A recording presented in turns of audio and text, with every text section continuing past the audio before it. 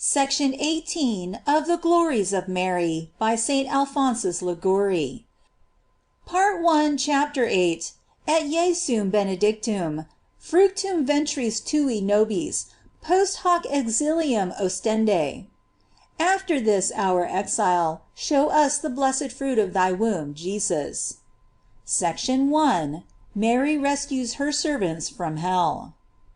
It is impossible that a servant of Mary, who faithfully honors her and recommends himself to her, should be lost. This proposition at first sight may appear to some persons extravagant, but I would beg them not to condemn it before reading what will hereafter be said on this point. When it is said that a devoted servant of Mary cannot be lost, those servants are not intended who abuse their devotion by sinning with less fear. Therefore it is unjust to say, as some do who disapprove extolling the mercy of Mary to sinners, that by so doing they are encouraging to sin the more. For such presumptuous persons, for their presumption, merit punishment and not mercy. It is understood, then, only of those her servants who, with the desire to amend, faithfully honor and commend themselves to the Mother of God. That these should be lost is, I say, morally impossible. And I find Father Crasset has affirmed the same thing in his book upon devotion to Mary, and before him Vega, Mendoza, and other theologians. And that we may know that they have not spoken unadvisedly, let us see what the doctors and saints have said on this subject. Let no one be surprised if I here quote several sentences of different authors containing the same thing, for I have wished to record them all, in order to show how unanimously all writers agree on this point. As St. Anselm says, that as he who is not devoted to Mary and protected by her cannot be saved, so it is impossible that he should be condemned who recommends himself to the Virgin, and is regarded by her with affection. St. Antonius asserts the same thing in nearly the same words. As it is impossible that those from whom Mary turns away her eyes of compassion should be saved, so it must be that all those towards whom she turns her eyes, and for whom she intercedes, shall be saved and glorified. This saint adds, then, that the servants of Mary must necessarily be saved. Let us note, however, the first part of the statement of these saints, and let those tremble who little esteem or abandon, through negligence, devotion to this divine Mother. They say that it is impossible for those to be saved who are not protected by Mary. And this is also asserted by others, as the blessed Albertus Magnus: all those who are not thy servants, O Mary, shall perish. Gens quae non servierit tibi peribit.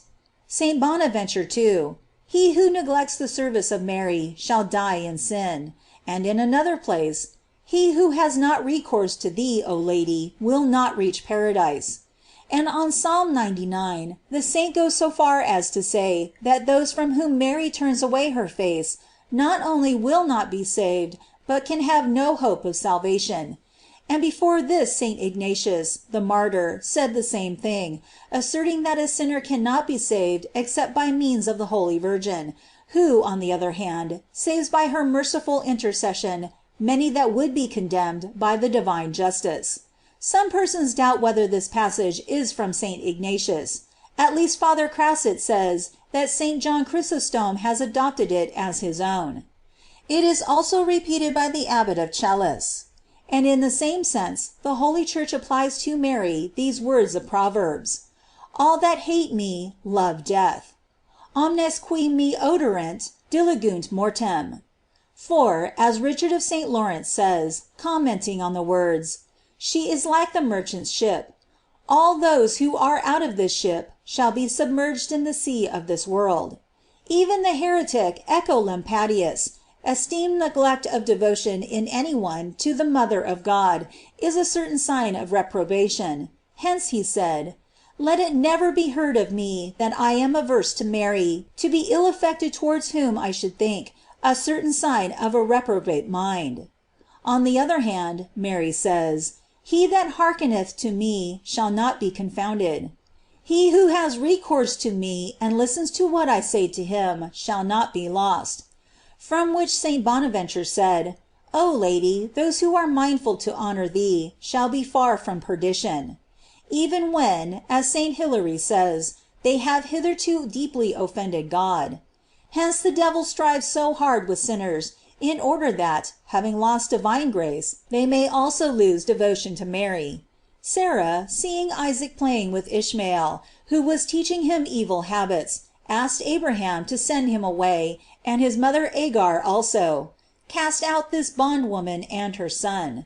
She was not satisfied that the son alone should leave the house without the mother, fearing lest the son should come to visit his mother, and thus continue to frequent the house. In like manner, the devil is not satisfied with seeing Jesus cast out from a soul, if he does not see the mother also cast out.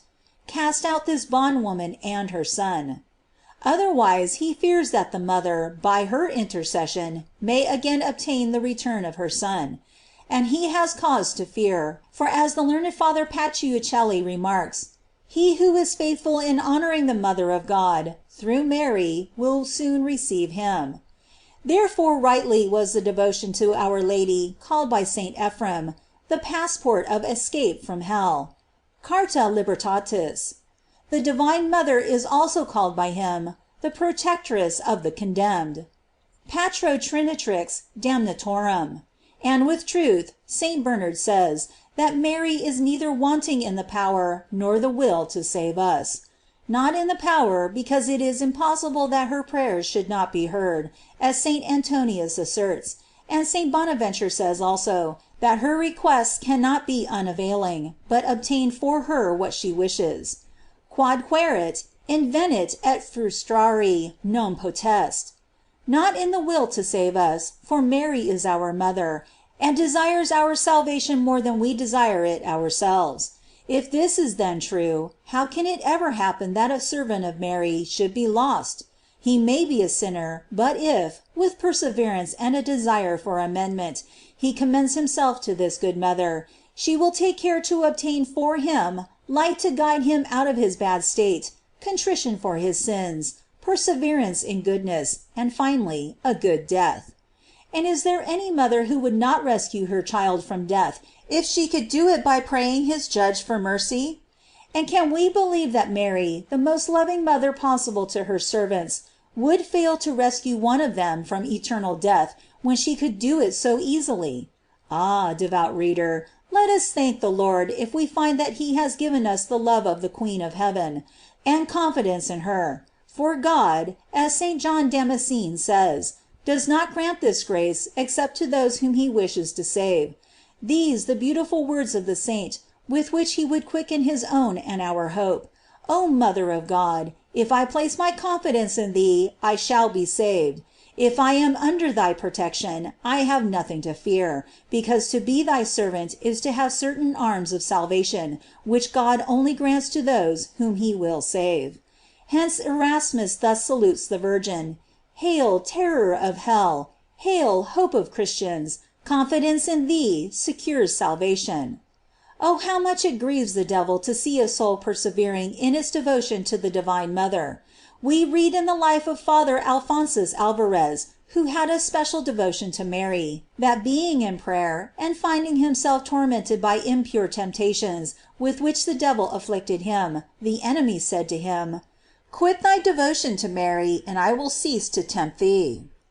The Lord revealed to St. Catherine of Siena, as we read in Blosius, that he, in his goodness, had granted to Mary, from love to his only begotten Son, whose mother she is, that not even one sinner, who commends himself devoutly to her, should be the prey of hell.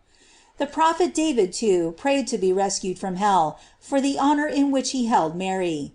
I have loved, O Lord, the beauty of thy house. Take not away my soul with the wicked.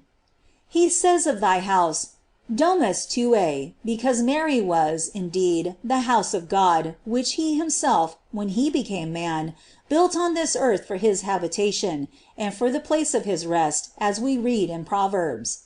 Wisdom hath built herself a house.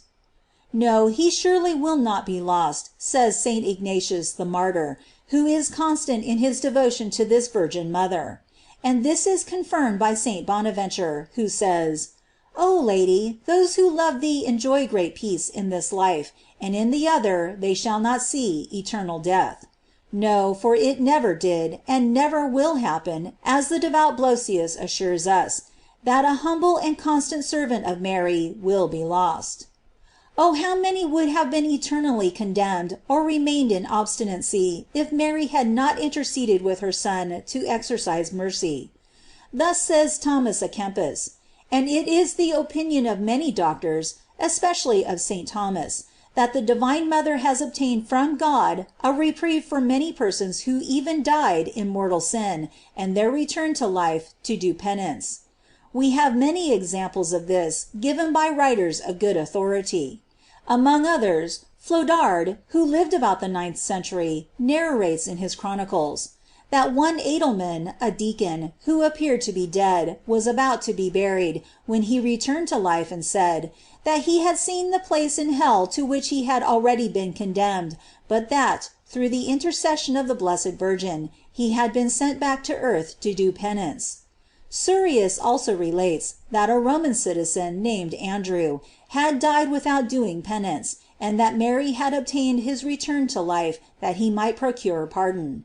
Pelbart, moreover, relates that in his time, when the Emperor Sigismund was crossing the Alps with his army, a voice was heard, proceeding from a dead body, of which only the bones remained, asking for confession, and saying, that the Mother of God, to whom he had been devoted whilst he was a soldier, had obtained for him that he should live in those bones until he had made his confession. Having confessed, he died. These and similar examples must not serve as encouragement for some rash person who would live in sin, in the hope that Mary would free him from hell, even if he should die in sin; for as it would be a great folly to throw oneself into a well, in the hope that Mary would save us from death, because the Virgin has rescued some persons under similar circumstances. Thus a greater folly would it be for one to run the risk of dying in sin, on the presumption that the Holy Virgin would rescue him from hell. But these examples should serve to strengthen our confidence by the consideration, that if the intercession of this Divine Mother could deliver those from hell, even those who have died in sin, how much more will it prevent those from falling into hell, who in life have recourse to her, with the intention to amend and serve her faithfully? Then, O our Mother, let us say with St. Germanus, what will become of us who are sinners, but who wish to amend and have recourse to thee, who art the life of Christians? Let us, O Lady, hear what St. Anselm says of thee, that he will not be lost, for whom thou hast once offered thy prayers. Pray then for us, and we shall be saved from hell. Who will tell me, says Richard of Victor, that when I am presented at the divine tribunal, the judge will not be favorable to me, if I shall have thee to defend my cause, O Mother of Mercy? And the blessed Henry Suso declared that he had placed his soul in the care of Mary, and he said that if the judge wished to condemn him, he would have the sentence pass through the hands of Mary. For he hoped that when the sentence of condemnation should fall into the kind hands of the Virgin, its execution would certainly be prevented. I ask and hope the same for myself, O my most holy Queen. Whence I will always repeat with St. Bonaventure, O Lady, in thee I have placed all my hopes, therefore I securely hope not to be lost, but safe in heaven to praise and love thee forever. Example. In the year 1604, there lived in a city of Flanders 2 young students, who, instead of attending to their studies, gave themselves up to excesses and dissipation. One night, having gone to the house of a woman of ill fame, one of them, named Richard, after some time returned home, but the other remained. Richard, having gone home, was undressing to go to rest, when he remembered that he had not recited that day, as usual, some Hail Marys. He was oppressed with sleep and very weary, yet he roused himself and recited them, although without devotion, and only half awake. He then went to bed, and having just fallen asleep, he heard a loud knocking at the door, and immediately after, before he had time to open it, he saw before him his companion, with a hideous and ghastly appearance. "Who are you?" he said to him. "Do you not know me?" answered the other. "But what has so changed you? You seem like a demon." "Alas!" exclaimed this poor wretch, "I am damned." "And how is this?" "Know," he said, "that when I came out of that infamous house, a devil attacked me, and strangled me. My body lies in the middle of the street, and my soul is in hell.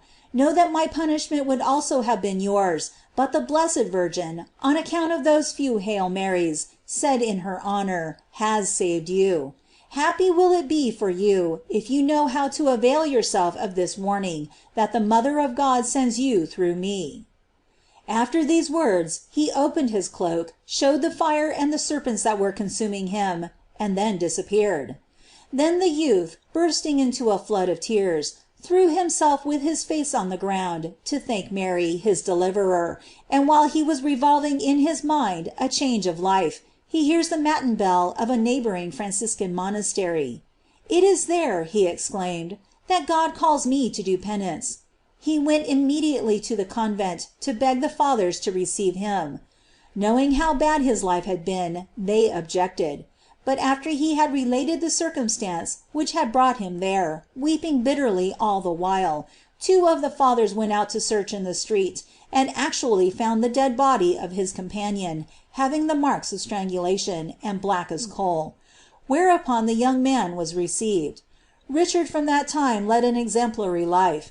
He went into India to preach the faith, from thence passed to Japan, and finally had the good fortune and received the grace of dying a martyr for Jesus Christ, by being burned alive. Prayer. O Mary, O my most dear mother, in what an abyss of evil I should find myself, if thou, with thy kind hand, hast not so often preserved me. Yea, how many years should I already have been in hell, if thou, with thy powerful prayers, hadst not rescued me? My grievous sins were hurrying me there. Divine justice had already condemned me. The raging demons were waiting to execute the sentence. But thou didst appear, O mother, not invoked nor asked by me, and hast saved me. O my dear deliverer, what return can I make thee for so much grace and so much love? Thou hast overcome the hardness of my heart, and hast drawn me to love thee and confide in thee. And oh, into what an abyss of evils I afterwards should have fallen, if thou, with thy kind hand, hast not so many times protected me from the dangers into which I was on the brink of falling! Continue, O my hope, continue to save me from hell, but first of all from the sins into which I might fall again. Do not permit that I shall have to curse thee in hell. My beloved Lady, I love thee, and how can thy goodness endure to see one of thy servants who loves thee lost? Ah, obtain for me the grace to be no longer ungrateful to thee and to my God, who for love of thee hath granted me so many favors. O Mary, what dost thou say to me? Shall I be lost? I shall be lost if I leave thee. But who will any more venture to forsake me? Shall I ever forget thy love for me? Thou, after God, art the love of my soul. I dare live no longer without loving thee. I bless thee, I love thee, and I hope that I shall always love thee in time and in eternity, O creature most beautiful, most holy, most sweet, most amiable of all creatures in this world. Amen. End of section 18.